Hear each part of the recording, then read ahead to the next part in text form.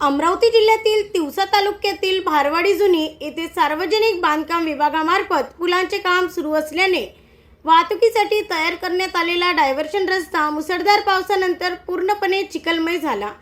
त्यामुळे विद्यार्थी, रुग्ण, शेतकरी, बाजारपेठेत जाणारे नागरिक आणि दैनंदिन प्रवाशांना मोठ्या अडचणीचा सामना करावा लागला। एवढेच नव्हे तर एका लग्नाची वरातही रस्त्याच्या दुरावस्थेमुळे अडकून पडली होती। या प्रकारामुळे ग्रामस्थांमध्ये संतापाची लाट उसळली। माजी सरपंच सचिन राऊत यांनी सार्वजनिक बांधकाम विभागाचे अधिकारी आणि संबंधित कंत्राटदाराला जाब विचारत तातडीने रस्ता दुरुस्त करण्याची मागणी केली। ग्रामस्थांनी सोशल मीडियावर व्हिडिओ व्हायरल करून प्रशासनाच्या निष्काळजीपणाचा निषेध व्यक्त केला।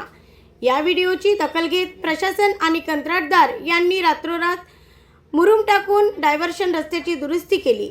सकाळपर्यंत रस्ता पुन्हा वाहतुकीसाठी सुरळीत करण्यात आला।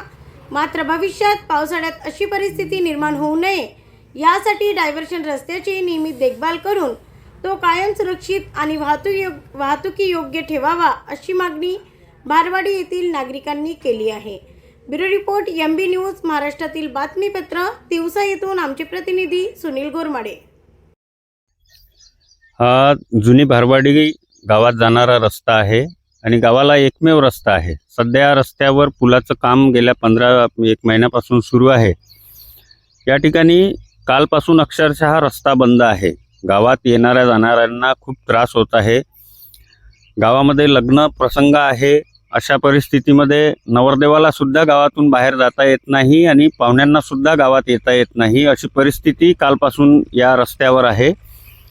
याचं कारण म्हणजे आमच्या सार्वजनिक बांधकाम विभाग तिवसाचे अधिकारी, त्यानंतर संबंधित कंत्राटदार यांनी या कामामध्ये प्रचंड दुर्लक्ष केलं आणि काम जर निकृष्ट दर्जाचं तर सुरूच आहे, परंतु यांना डायव्हर्शनवरती वारंवार गेल्या 15 दिवसापासून सूचना करून राहिलो आहे की इथे मुरुम टाका आणि डायव्हर्शनचा रस्ता पक्का करा।